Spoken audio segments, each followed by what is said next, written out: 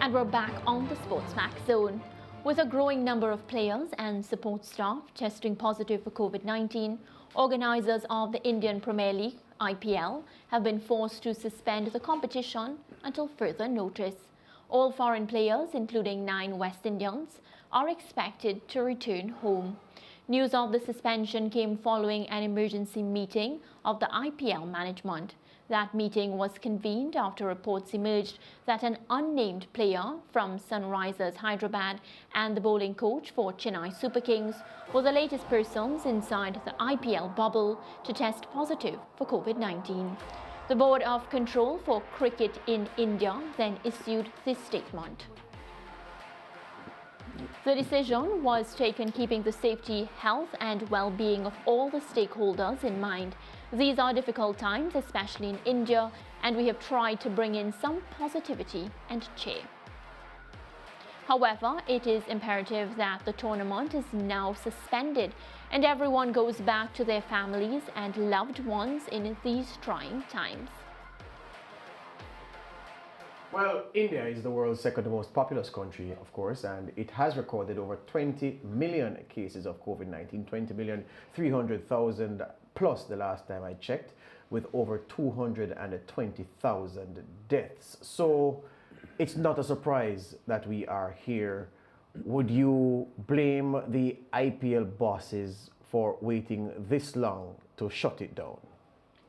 I would say they had to think about it. They had to give it some time, George, because yes, the situation was getting out of hand, but we have to remember that they thought about the process and they were in their biosecure bubble. It's unfortunate that the bubble was breached, but I feel as if they had to give it some time before they make a rash decision, because I don't think when the couple of players got infected earlier with the disease, I think they would have said, all right, let's isolate them, because they had plans in place. Of course, they had an entire system, rules and everything to follow if a player became infected. And the last thing the organizers would have wanted to do is call up the tournament. They spoke about in a time like this, it was the only form of recreation and whatnot. So from their point of view, and you spoke about the organizers in particular, George, I think they would have given it some more time before they made such a decision.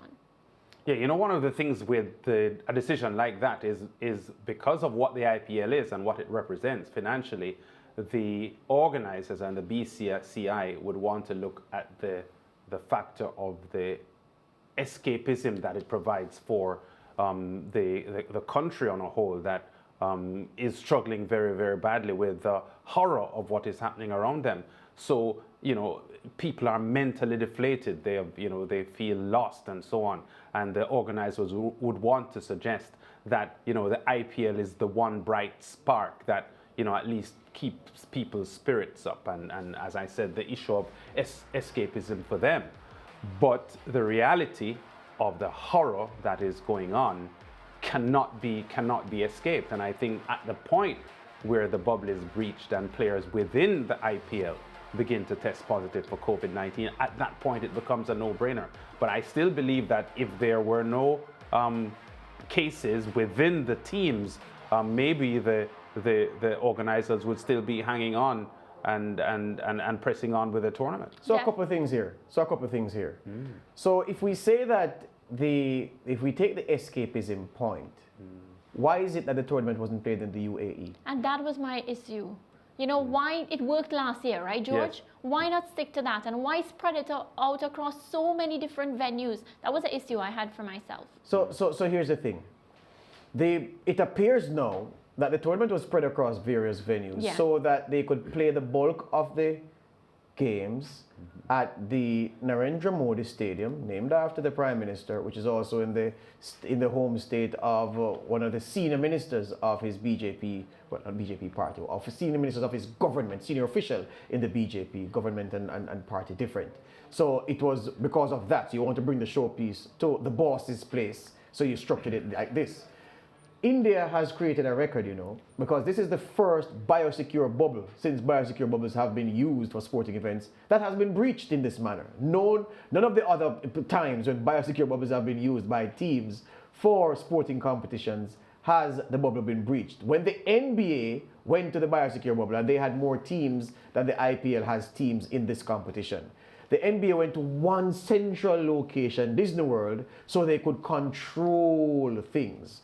The ambitious nature of the IPL in terms of how far it was spread geographically and otherwise meant it was very difficult to keep the bubble secure, but they predicated keeping the bubble secure when things were nowhere as bad in India with COVID-19 as they are now. And so you looked at the situation and you felt it was just a matter of time before someone went outside to do even the smallest thing, came back in and compromised the bubble. And from what we heard, 2 players first from KKR, and then the dominoes just started falling because of this. So India, it's a monumental failure. I think that the escapism point takes a backseat to dinero, money, because the revenues from the IPL this year were calculated at, guess what, folks? 319 million pounds sterling. How many sporting events in the history of sport in the world have generated anything near that? And so it is a huge cash cow, and it is because of the financial rewards. Because I dare say, if you wanted to give Indian people something to watch on TV, you would play it in the UAE, as had been done with the highly successful, under circumstances, of course, version that you had last year. Yeah. Well, maybe part of the reason for them too, as a governing body for cricket in India, is that they started to feel comfortable. They had hosted England there, and they had spectators. But it's 2 teams. That's the point I'm making. It's 2 teams. This is 8 teams, and it's not you both of you know very well. Yes. The IPL teams have huge entourages, support staff. Yes. So all of those people are crammed in the bubbles. If you look at the test series that have been played, or the cricket that has been played before, the number of teams battling, usually 2 teams that are in the bubble, and limited number of support. Almost always, based on Well, there you go. In a series. So this is the most ambitious bubble attempted in this period of bubble sport, and this is the first bubble that has been breached, and breached so badly. Definitely. So Lance and George, we have 9 West Indian players in the IPL setup. Of course, these players now have to come back to the Caribbean. Being Caribbean citizens yourself, of course, both of you are Jamaicans, knowing that the players are coming back, not very, very sure, who they came into contact with and all these different things. One, I want to find out, how do you feel about them, making the arrangement to get back to your country safely, and as a citizen, for them to come back home? Do you feel any sort of? Yeah, well, George has traveled during the COVID-19, and you have yourself. I haven't.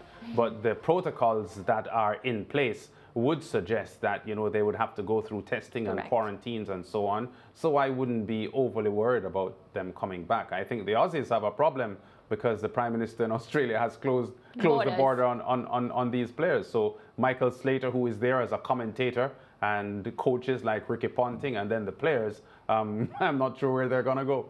Yep. Well, of course, you can't deny a citizen the right of return, except under certain circumstances. And these circumstances fall under the certain circumstances category. The thing is this: you get your COVID test.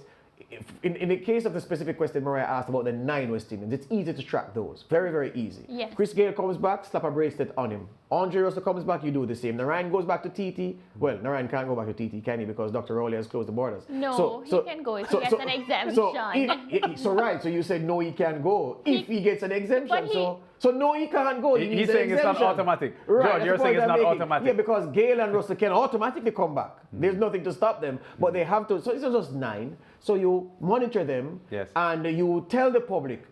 And there's a reward for anybody who can send me a picture of Chris Gayle, Russell, or Narayan out in public. This man is persona non grata for the next 14, 15 days. If seen in public, the authorities should be called immediately, and then you take them. So would Jamaicans do that, George? No. They would. Yeah, they would. Yeah. Lads, they would. There's a serious issue about the informal culture. But hold on. Informal culture in Jamaica. I know that it's several decades, but here's the thing. Yes. When we were in primary school, there was a book we read that the government gave us free, talking about the sporting heroes like Don Quarry and Pele and so forth. And they said that, was it Don Quarry? That they said of Don Quarry that his coach would be told by people if they saw the Don out late at a party. Not that he was a guy who did that. Yes. But I'm trying to remember if it was him. But yeah, this has happened in the past where sporting figures have been seen out late. If it was both, we could believe that story. That what? that if he was seen out. yeah. People would. At parties, yes. I'm just saying that. People wouldn't say anything. It's both. You know?